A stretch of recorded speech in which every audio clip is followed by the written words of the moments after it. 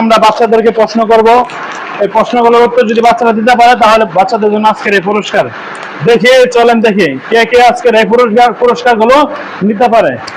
তো বাচ্চাদের ভিতরে আমি প্রশ্ন করেছিলাম যে সামনে কোরবানি ঈদ, কোরবানি ঈদের পরের দিন অনেকেই কোরবানি দেয়, তাহলে কি তাদের কোরবানিগুলো হয় কি হয় না? শুরু করব কাকে দেয়া? প্রথম উত্তর কে দেবেন? তুমি দেবা? আচ্ছা, তোমার নাম কি? মোহাম্মদ রিয়াদ। আচ্ছা, রিয়াদকে দিয়ে আমরা প্রথম প্রশ্ন উত্তর শুরু করব, ঠিক আছে? আপনারা দেখতে থাকেন ভিডিওটা। আচ্ছা রিয়াদ, তুমি কি প্রশ্ন বুঝছো না আবার বলবো? বুঝছি। আচ্ছা, তারপরে আমি আরেকবার বলি। প্রশ্নটা হলো, অনেকে কোরবানির দিন কি কোরবানি দেয়, তাই না?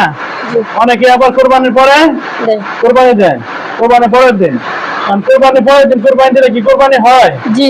কোরবানি হয়? জি জি। কেন কোরবানি হয়? কোরবানি 3 দিন থাকে। কোরবানি 3 দিন থাকে। 3 দিন থাকে, তার জন্য কোরবানির পরের দিনও যদি কোরবানি দেয় তাহলে কি কোরবানি হয়? কোরবানি হয়। মাশাআল্লাহ, তোমার উত্তরটা অনেক সুন্দর হয়েছে। আমরা প্রিয় বন্ধুরা, কোরবানির ঈদ থাকে 3 দিন। আপনারা এই 3 দিন পর্যন্ত কোরবানি দিতে পারবেন, কোনো সমস্যা নাই, আপনাদের কোরবানি হয়ে যাবে ইনশাআল্লাহ। ঠিক আছে প্রিয় বন্ধুরা, রিয়াদ একটা প্রশ্ন করছে, তাহলে রিয়াদকে আমরা একটা পুরস্কার দিলাম। যাও, তুমি খুশি? জি। হ্যাঁ, জি। ঠিক আছে। উত্তরগুলো যদি আপনাদের কাছে ভালো লাগে এবং প্রশ্নের উত্তরগুলো যদি সঠিক হয়ে থাকে তাহলে ভিডিওটি বেশি বেশি শেয়ার করবেন আর আমাদেরকে সাপোর্ট করবেন। সকলে ভালো থাকবেন।